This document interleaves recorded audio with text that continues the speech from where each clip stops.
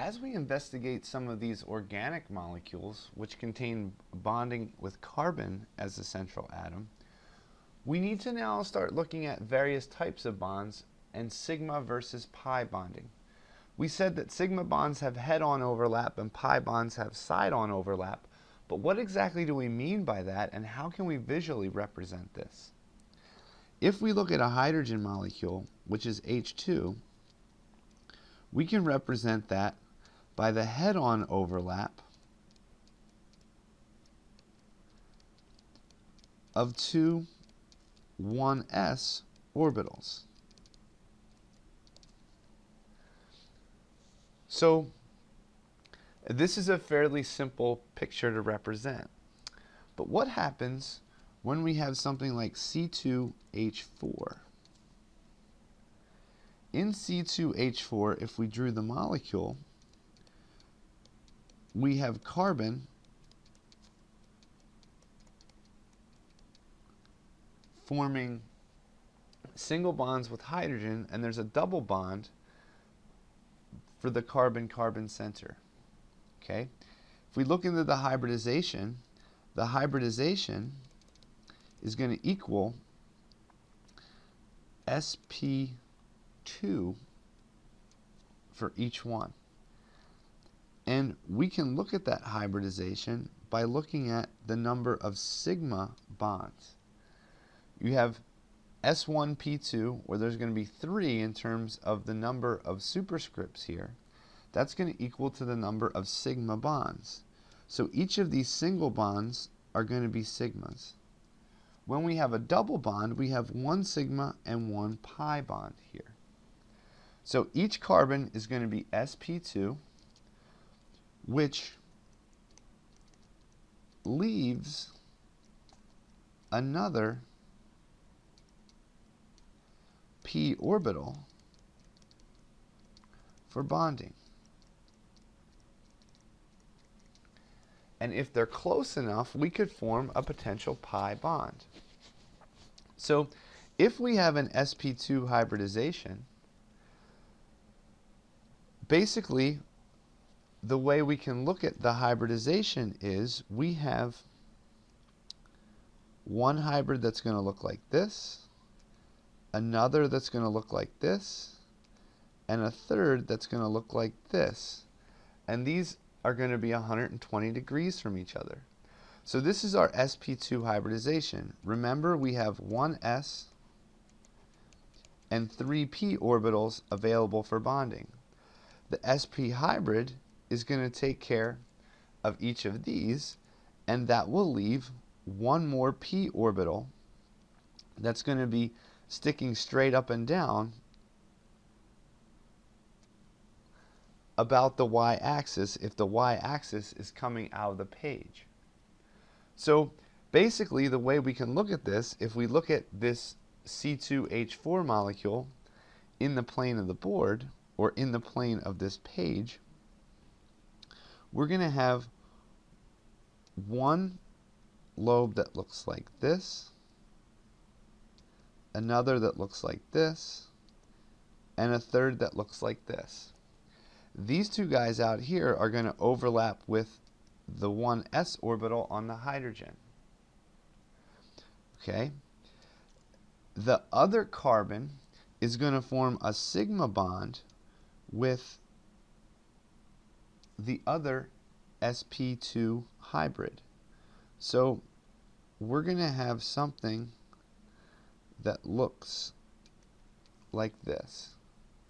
And again, sigma bonds are going to occur here between the hydrogens and the sp hybrid. So we have basically this picture orbital representation right here is representing the sigma bonds in this molecule.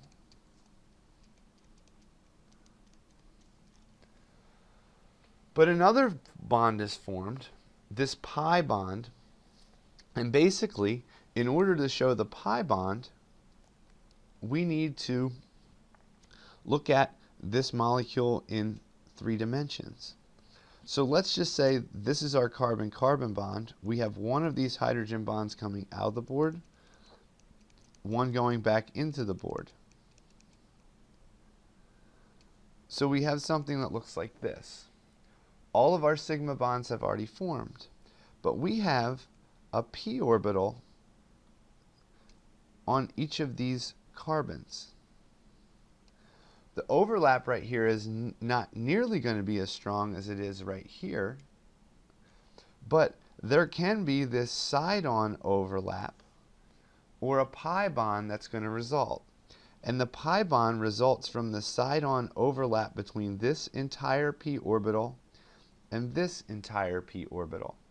So one pi bond forms right here. And the pi bond is from the overlap of those two p orbitals sticking straight up in the air. Okay, so our sigma bonds result from head-on overlap, and our pi bond results from this side-on overlap. And this is going to give a lot of our organic molecules their characteristic properties. Okay, one of these types of properties that we need to investigate is something called pi delocalization. And this needs to be an extension of what we see for some of the Lewis structures. So for example, if we look at a benzene molecule, in benzene we have a carbon that forms a ring like this. There's one hydrogen bound to each of the carbons. So currently, none of these carbons have reached a stable octet. In order to form that octet, we form a double bond with 3 of these 6 bonds. Okay? The question is, which one of these are more stable? Or, sorry, this can form resonance and give us a resonance structure that looks something like this. So if we wanted to display the Lewis structure of each of these benzene molecules, we would have resonance that look like this. So Lewis theory would predict 3 short bonds, or 3 short carbon-carbon bonds, and 3 long carbon-carbon bonds. And the short bonds are from the double bonds, and the long bonds are from the single bonds, because we discussed bond strength and how it would look based on bond length. Okay? But if we look at each of these carbons in benzene, so each carbon has Sp2 hybridization. If adjacent carbons in a particular molecule, whether it be a ring or a chain, we're going to have delocalization occur. Okay? So for delocalization to occur, adjacent carbon atoms must have the same hybridization. And we need to come up with this term delocalization to explain the following experimental observation. The experimental observation for benzene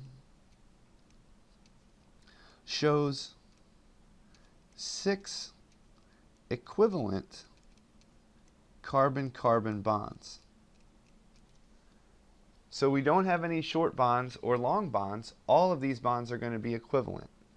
So what happens is when these pi bonds occur, the electron is not localized in one specific area over here.